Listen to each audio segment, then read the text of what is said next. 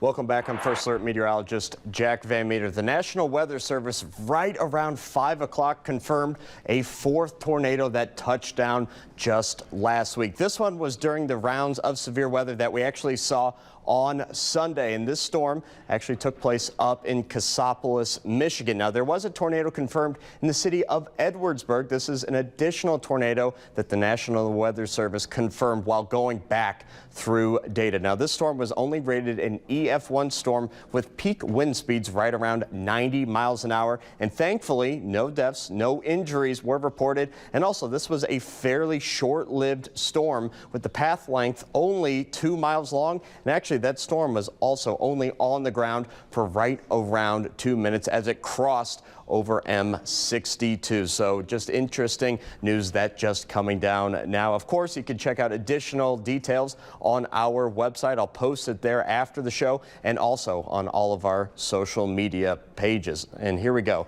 Let's go back into our forecast. No severe weather is going to be expected actually for the next 10 days. So good news there.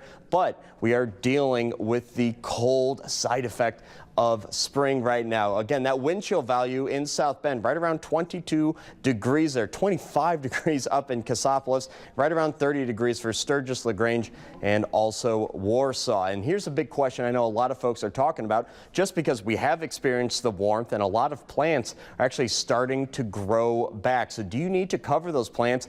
And the short answer is yes, especially some of those more delicate species. A low temperature of just 24 degrees will be occurring later on in the overnight hours with a wind chill of 14. That being said, some of the more common species that a lot of folks have that have already started to come up and even bloom, daffodils and tulips, they won't need any special attention just because they're very hardy species. So kind of keep that in mind for all of our gardeners out there in Michiana. Here's a look at tomorrow's forecast. A high temperature of just 40 degrees is predicted, but again, it's all about that feel-like temperature of 32 degrees going throughout the day, finally breaking the freezing mark by noon, and by 5 p.m. we're only going to tack on another degree there. And if you are headed out to the baseball field tomorrow, out to Four Winds Field to watch the home opener of the South Bend Cubs, yeah, it's going to be a cold one there. So hopefully you're going to be packing that bigger coat. I'm going to start Future Track tomorrow morning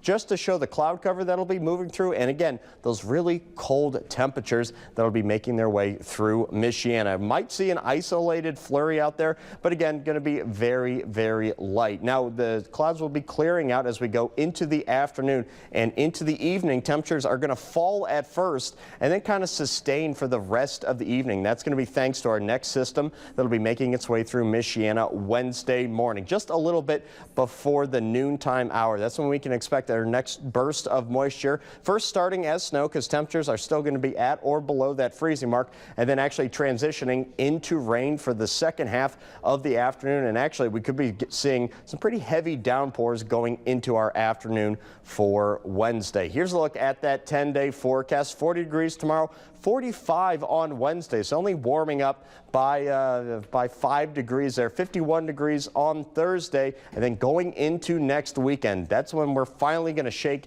the cold off. 56 degrees next Saturday. Next Sunday, 63 degrees, and so close to 70 degrees next Monday.